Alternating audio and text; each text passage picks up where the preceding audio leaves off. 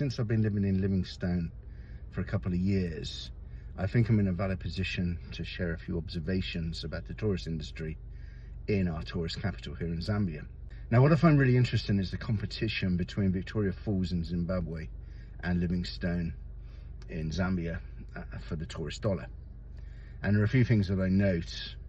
Both cities have airports, both have really good infrastructure for tourists, but Victoria Falls does seem to get a lot more traffic, a lot more people, particularly of the international clientele.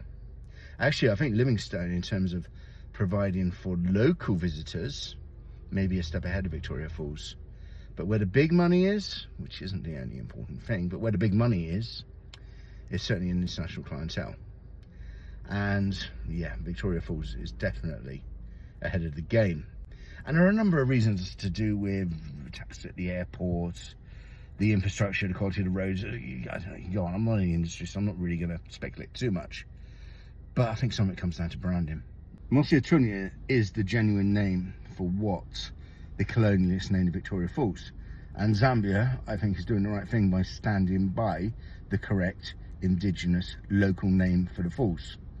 And I think Zimbabwe, given they changed Salisbury to Harare, rightly should probably take away the Victoria title from the falls.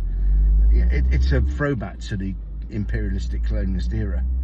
And I think Zimbabwe's done a lot to move away from that era, except changing the name, and it comes to branding. They're smart. They've kept the name because it's globally familiar.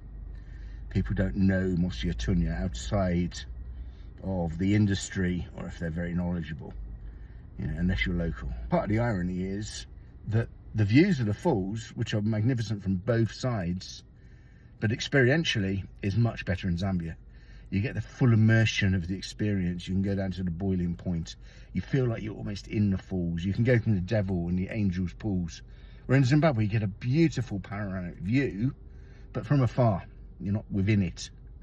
So Zambia should be a step ahead because they have the experience, but it's not the case. Now, is it as simple as the name? I'm interested what people think because, again, I'm not an expert on this topic.